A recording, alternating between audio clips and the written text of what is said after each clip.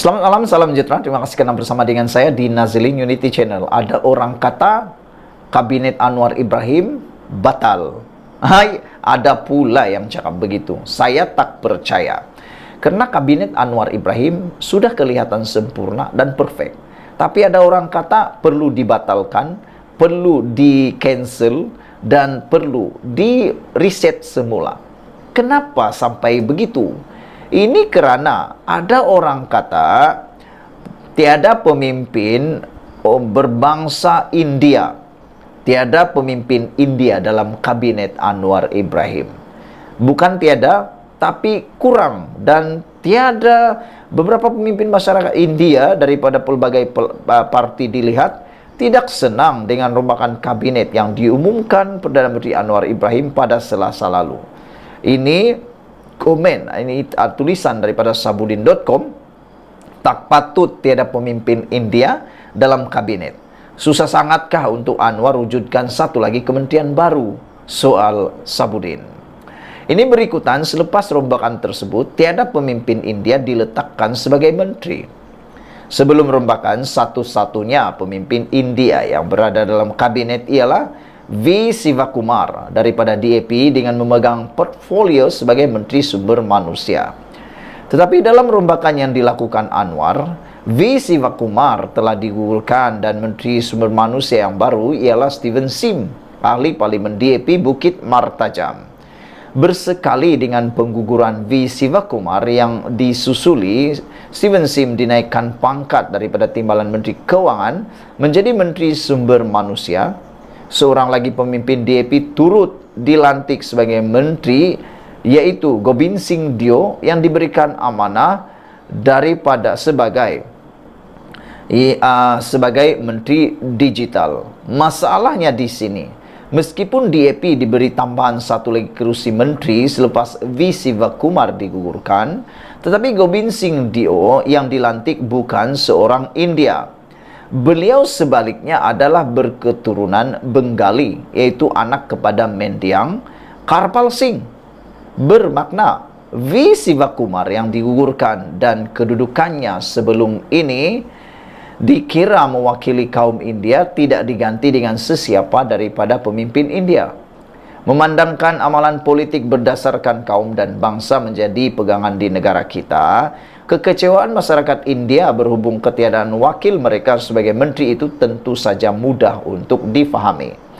Jadi, jika kita berbangsa India, kita pun pasti kecewa dan kecil hati dengan perkara ini.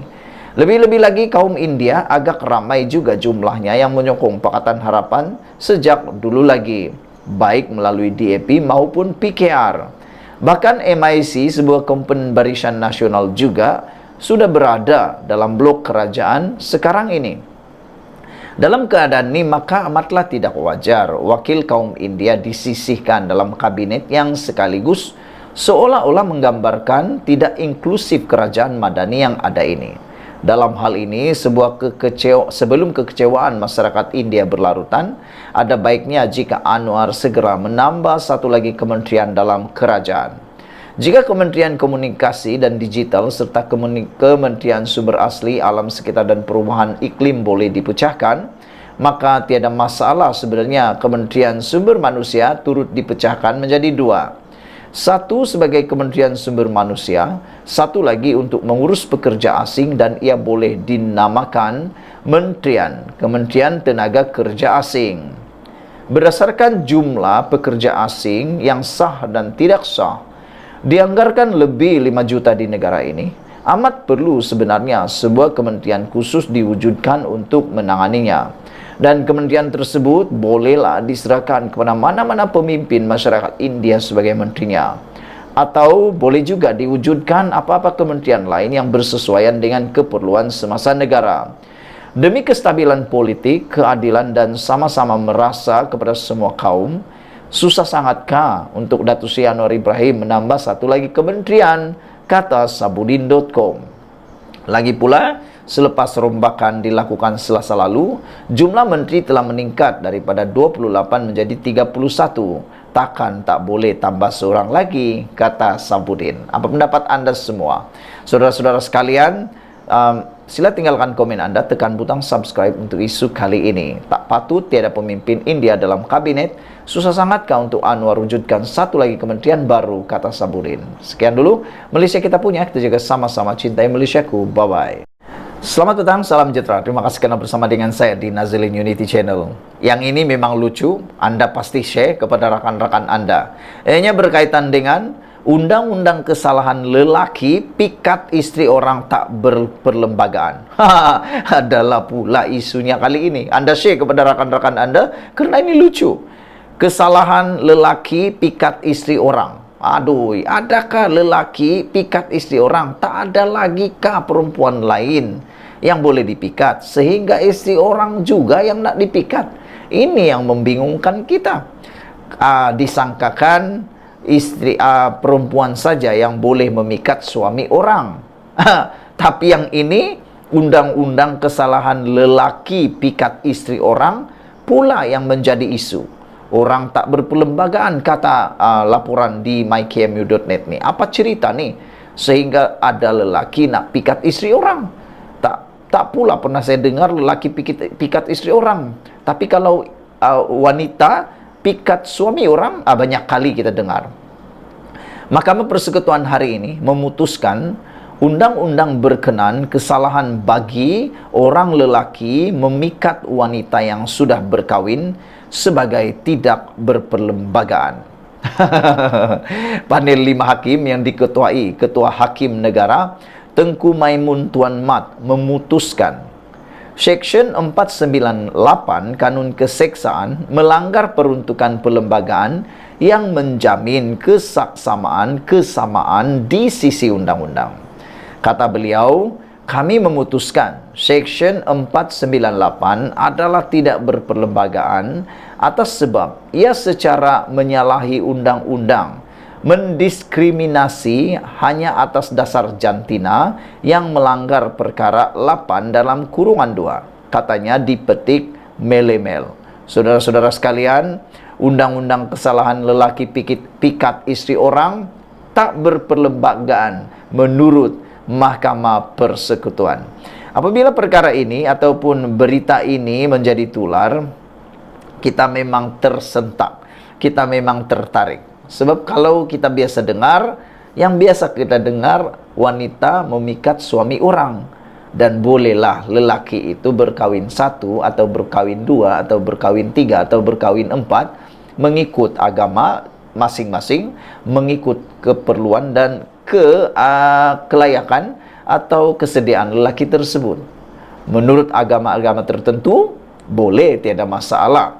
Tapi tak pernah pula saya dengar istri dipikat lelaki lain. Kalau ini yang berlaku, banyak sudah case di media sosial, di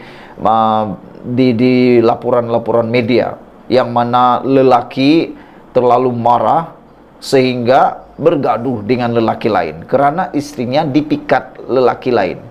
Ada juga yang sampai tetak menetak, ada juga yang mengamuk, dan mengamuknya pula dengan begitu kasar dan kejam sehingga ada yang tercedera, bertumbuklah dan macam-macam kerana istrinya dipikat lelaki lain. Ataupun kalau ada yang lebih teruk lagi sehingga menyebabkan berlakunya zina dan sebagainya, ini pasti yang bukan kita kehendaki. Tapi tak apalah, itu memang lumrah dunia yang mana tak pernah kita fikir pula kan. Tapi ini keputusan mahkamah apabila memutuskan undang-undang berkenan kesalahan bagi orang lelaki memikat wanita yang sudah berkahwin tidak berperlembagaan. Apa komen Anda semua? Ikuti terus ulasan selepas ini. Selamat malam, salam sejahtera. Terima kasih karena bersama dengan saya di Nazilin Unity Channel.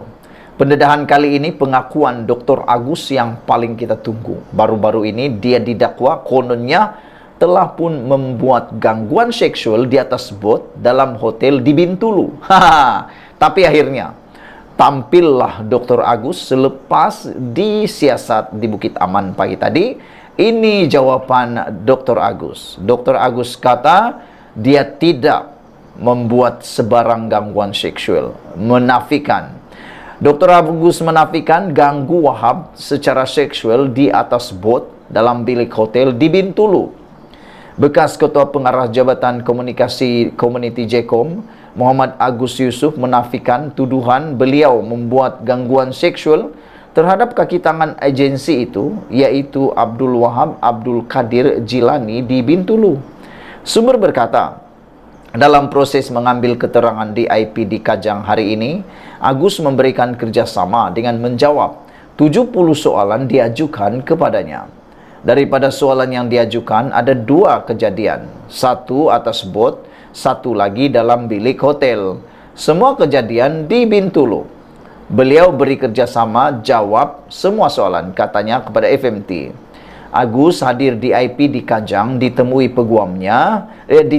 peguamnya Zafli Pakwateh sekitar pukul 11 pagi dan kelihatan meninggalkan perkarangan balai polis tersebut kira-kira 1.15 petang. Beliau bagaimanapun enggan ditemu ramah pemberita yang menunggu di pintu masuk balai polis tersebut sejak pagi.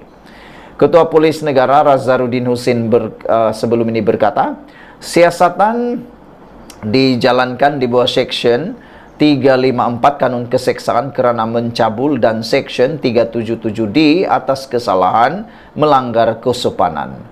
Pada 30 November, Wahab ke IP di Kajang bersama peguamnya Faizal Abdul Rahman untuk memberi keterangan dan membuat laporan bagi membersihkan namanya termasuk dalam kes video perbualan lucah dengan Agus. Beliau juga mengakui tertekan dan trauma dengan apa yang berlaku dalam kes itu.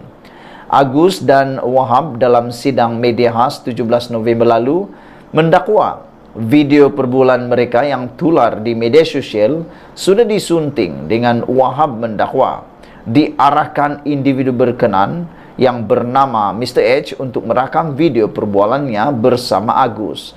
Saudara-saudara sekalian, makin hari kita makin bingung, makin tak tahu apa sebenarnya yang berlaku dalam video perbualan Mr. H ini, ataupun Wahab, video Wahab ini.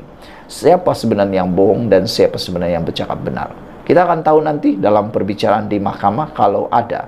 Sekian dulu untuk kali ini, ikuti terus ulasan selepas ini. Selamat malam, salam sejahtera. Terima kasih karena bersama dengan saya di Nazilin Unity Channel. Ini pengakuan Muhyiddin Yassin yang paling menarik perhatian kita. Muhyiddin kata, lantik Perdana Menteri memang kuasa agung, tapi tak mutlak. Itu kata Muhyiddin. Wah, sudah lama Muhyiddin tidak bercakap tentang kuasa agung, tentang kuasa mutlak, tentang lantik Perdana Menteri. Walau bagaimanapun, ini isi laporan dari Malaysia kini.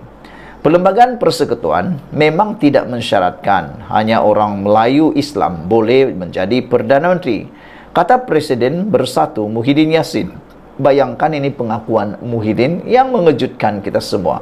Tapi Lim Kit Siang pula telah disiasat oleh polis berkaitan perkara itu. Jelasnya, keputusan untuk memilih seseorang untuk dilantik sebagai Perdana Menteri ditentukan oleh 222 ahli Dewan Rakyat, bukannya rakyat, kata beliau. Muhyiddin berkata, mana-mana ahli parlimen yang mendapat sokongan majoriti di Dewan Rakyat akan terpilih menjadi Perdana Menteri, tak kira sama ada individu terbabit Melayu ataupun sebaliknya. Menurut perkara 43 dalam kurungan 2 kurungan E Perlembagaan Persekutuan, yang di Pertuan Agong boleh melantik seorang ahli Dewan Rakyat sebagai Perdana Menteri yang pada hemat baginda mendapat kepercayaan majoriti ahli-ahli Dewan Rakyat.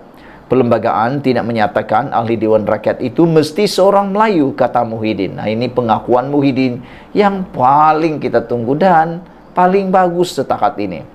Pun begitu, bekas Perdana Menteri dan timbalan Presiden UMNO itu juga mengingatkan, sejak merdeka negara sudah mempunyai 10 Perdana Menteri yang dilantik mengikut peruntukan perlembagaan berkenaan. Kesemua mereka adalah dalam kalangan orang Melayu, katanya lagi dalam hantaran di Facebook hari ini. Semalam, Ketua Pemuda Bersatu Wan Ahmad Faisal Wan Ahmad Kamal mencadangkan supaya Anwar Ibrahim menggerakkan usaha memindah perlembagaan supaya hanya orang Melayu Islam boleh menjadi Perdana Menteri.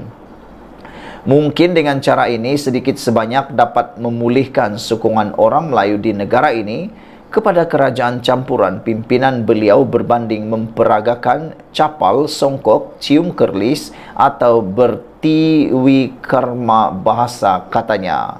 Tertakluk kepada Dewan Rakyat. Polemik sama ada orang bukan Melayu boleh atau tidak menjadi Perdana Menteri timbul kembali susulan kenyataan ahli politik veteran DAP Lim Kit Siang kepada pelajar Malaysia di United Kingdom bulan lepas.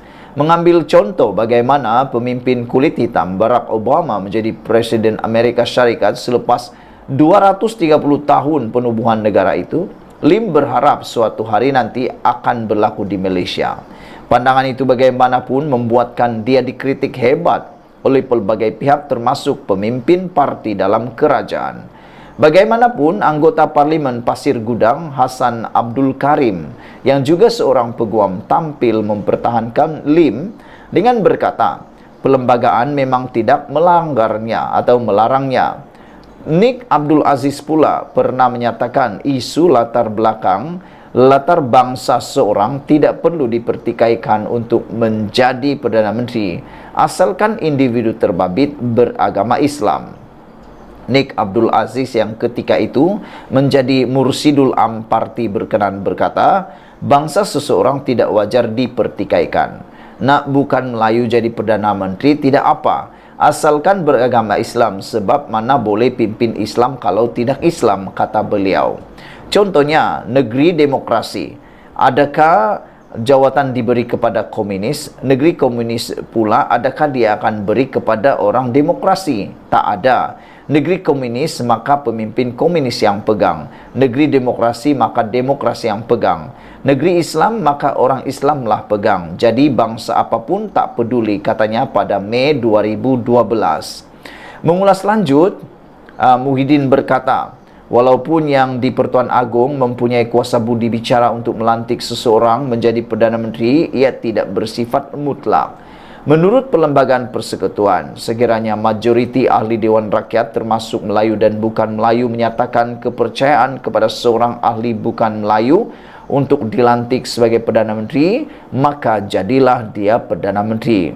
Yang di Pertuan Agong mempunyai kuasa budi bicara dalam pelantikan Perdana Menteri, namun kuasa budi bicara itu tidaklah mutlak. Ia tertakluk kepada ahli Dewan Rakyat itu yang mendapat kepercayaan majoriti ahli-ahli Dewan Rakyat, kata Muhyiddin lagi.